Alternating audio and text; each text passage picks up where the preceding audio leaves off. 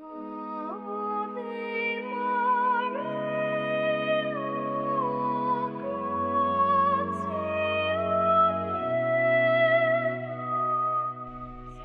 el nombre del Padre, y del Hijo, y del Espíritu Santo. Amén. 27 de junio del 2021. Domingo 13 del tiempo ordinario.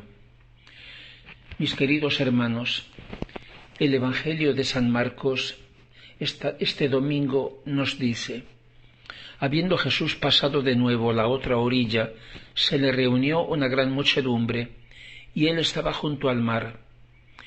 Llegó a él uno de los jefes de la sinagoga, llamado Jairo, que al verle se arrojó a sus pies e insistentemente le rogaba, diciendo: mi hijita se está muriendo, ven a imponerle las manos para que sane y viva.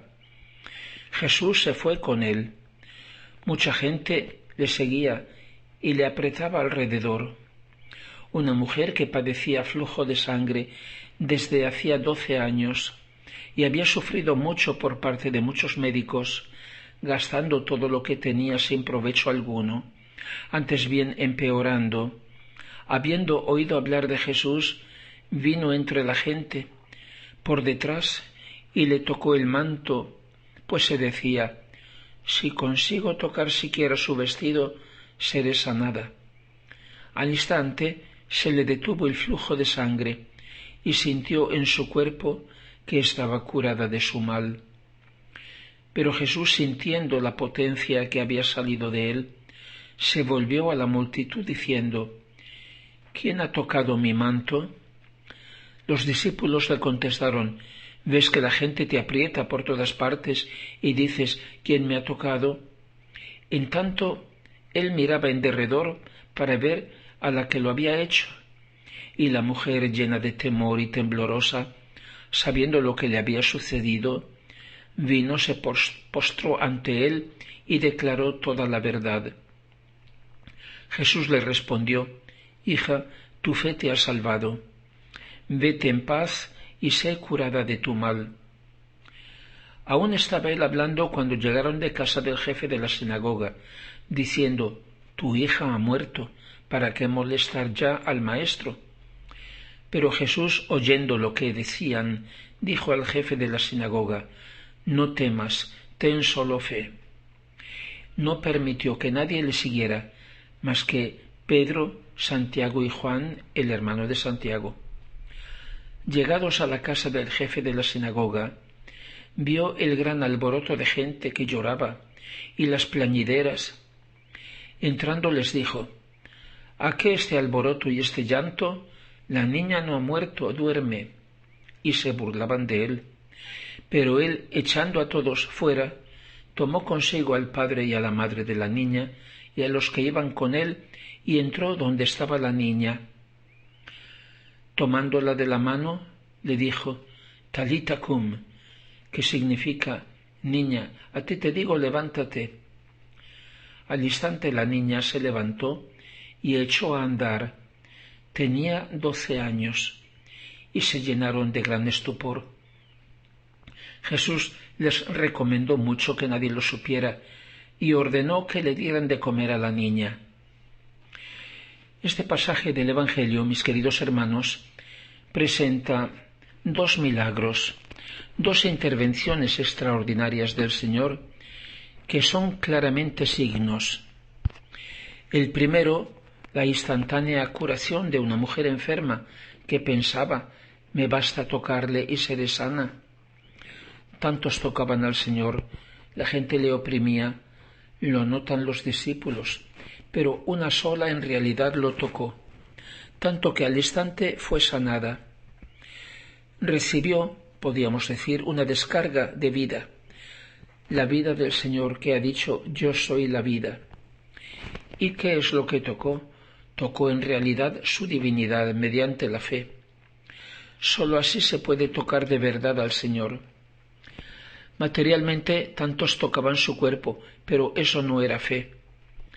Para tocar al Señor y obtener de Él, se le puede tocar solo con el alma, tocar su corazón con la fe, con la confianza.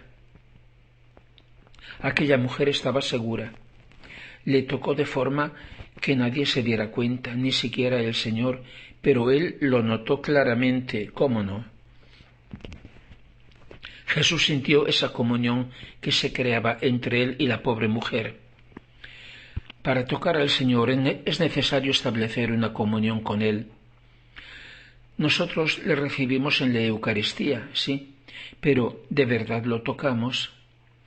Tantas veces la comunión deja todo como antes, igual, cuando no peor, a menos que nuestra voluntad no sintonice con la suya, que nuestro corazón no toque el suyo con el deseo y la confianza, con la certeza viva de que el Señor me ama y no me dejará en el estado en que me hallo. Las sanaciones físicas el Señor las ha hecho como signo de otra curación más importante, espiritual, la del alma. La segunda intervención del Señor fue la resurrección de la niña. También en este caso permitió que la fe de ese hombre, el padre de la niña, fuese puesta a prueba. ¿Por qué permite el Señor que tantas veces las dificultades, en vez de allanarse, parece que se vuelvan aún más grandes? Pareciera como que al Señor le guste ese juego, deja o duplica. Jesús quiso que la fe de aquel hombre aún fuera más grande.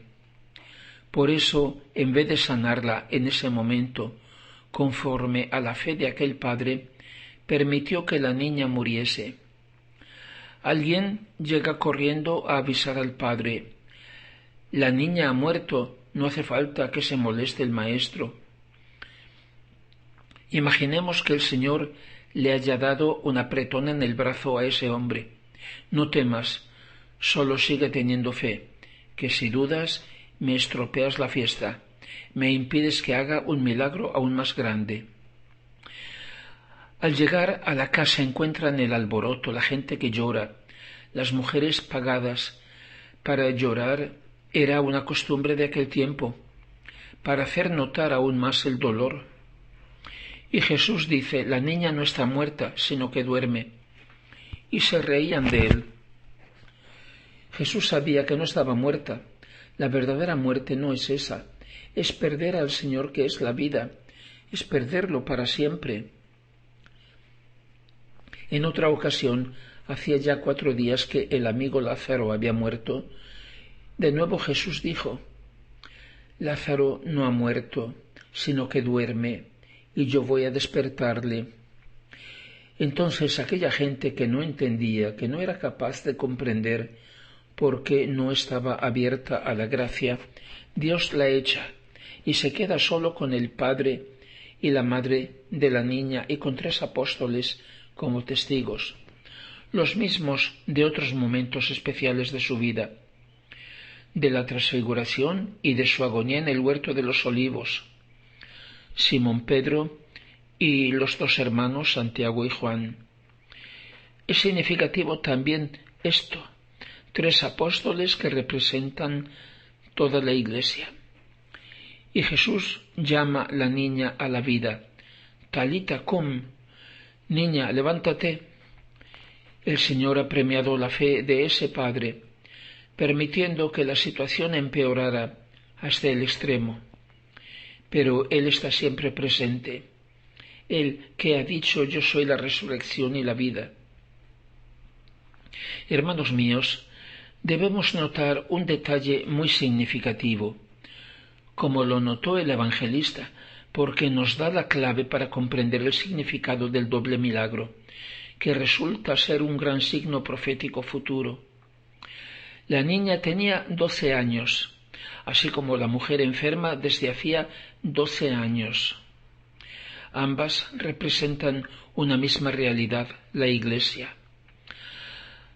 Hace 50 años el Papa Pablo VI dijo: esperábamos después del concilio un día de sol, por el contrario, es un día de oscuridad y tempestad. El humo de Satanás ha entrado en la Iglesia a través de ventanas que habrían debido abrirse solo a la luz.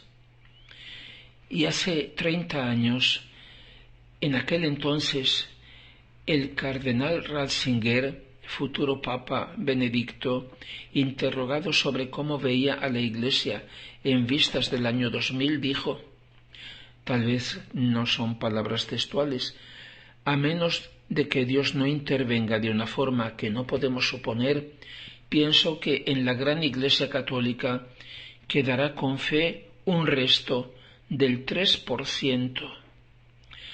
Creo que el mejor comentario esté en un capítulo, que no es el único, de la sierva de Dios Luisa Picarreta, en el que dice: encontrándome en mi habitual estado, me he hallado afuera de mí misma, y con sorpresa he visto en medio de una calle una mujer tirada en el suelo, toda llena de heridas, y con todos sus miembros dislocados.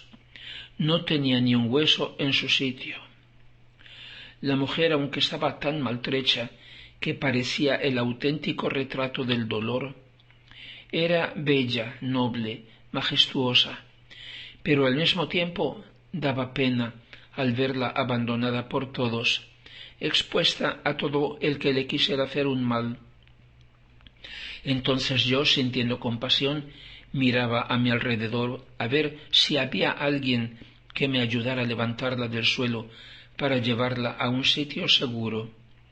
Y, oh, qué maravilla, a mi lado estaba un joven que me pareció ser Jesús. Así juntos la hemos levantado del suelo, pero a cada movimiento sufría penas tremendas a causa de la dislocación de los huesos. De esa forma, poco a poco, la hemos llevado dentro de un edificio, sobre una camita, y junto con Jesús, que parecía amar tanto a esa mujer, que quería darle la propia vida para salvarla y darle la salud, tomábamos con la mano los miembros descoyuntados para ponerlos en su sitio. Al contacto de Jesús, los huesos volvían a su sitio, y aquella mujer se convertía en una bella y agraciada niña. Me he quedado asombrada y Jesús me ha dicho: hija mía, esta mujer es la imagen de mi Iglesia. Ella es siempre noble, llena de majestuosidad y santa, porque procede del Hijo del Padre Celestial. Pero ¿en qué estado doloroso la han reducido los miembros incorporados a ella? No contentos con no vivir santamente como ella, la han llevado en medio de la calle, exponiéndola al frío, a los desprecios, a los golpes, y sus mismos hijos, como miembros descoyuntados, viviendo en medio de la calle, se han entregado a toda clase de vicios. El amor al interés que predomina en ellos los ciega y cometen las cosas más vergonzosas.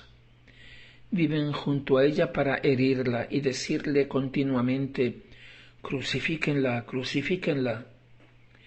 ¿En qué estado doloroso se encuentra mi Iglesia?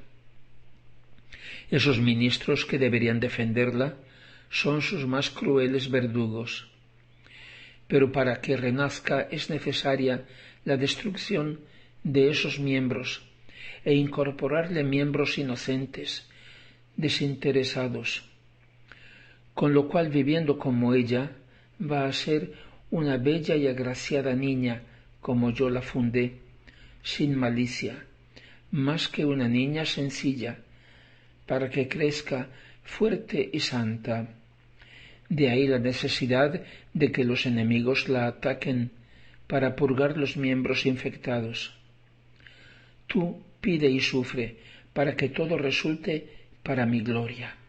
Gloria al Padre y al Hijo y al Espíritu Santo, como era en el principio, ahora y siempre, y por los siglos de los siglos. Amén.